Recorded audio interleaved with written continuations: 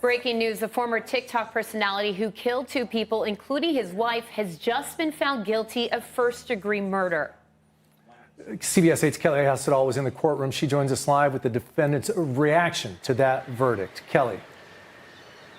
Yeah, and I can tell you guys, it was an emotional day in court today. This verdict means that Ali Abulaban will spend the rest of his life behind bars without the possibility of parole. Now, as that verdict was read, you could hear the victim's family and friends as they started cheering. Abulaban looked stunned, and I think as the news started to sink in, he started to cry.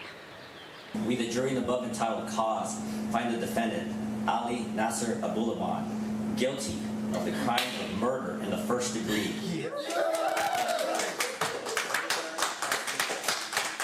Silence. Of Rayburn Cardenas Baran. We, the jury in the above entitled cause, find the defendant, Ali Nasser Abulaban, guilty of the crime of murder in the first degree. Anna Abulaban, in violation of Penal Code Section 187, Parent A, as charged in Count 1 of the information. And you saw there at one point Abulaban turned to look at the courtroom gallery as if he was annoyed, like he couldn't believe there were people cheering. The jury, made up of 7 women and 5 men, spent about a day and a half deliberating before finding Abulaban guilty of 2 counts of first-degree murder. Now, they also found him guilty of a special circumstance of committing multiple murders, which means he will not be eligible for parole. Now, as the courtroom proceedings went on, you started to see Abulaban tear up. At one point, he was wiping his eyes. His defense attorney handed him a tissue. As he's crying, his face was red. Now, he continued crying as the judge excused the jurors. You could see his attorney talking to him, trying to console him.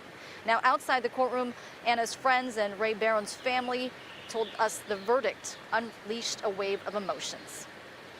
Obviously, nothing's going to bring our brother or Anna back, but at least he's never going to be able to do this to another person again. I mean, it was such a relief. I mean, we didn't have any doubt that we were going to get anything other than guilty, but it's just the relief. We've been waiting almost 3 years for this. Is this justice for Anna? This is justice for Anna and Ray. And I would say that whole first 2 rows of the courtroom gallery was all friends and family members of the victims.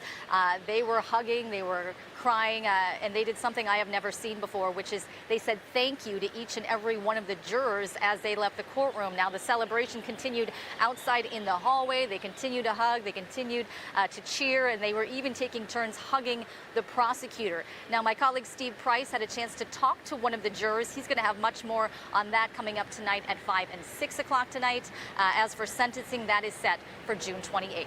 Shannon and Carlo. You know, Kelly, oftentimes during this trial, we would hear about Anna and Ali's little girl, Amira. Do we know what happened to her?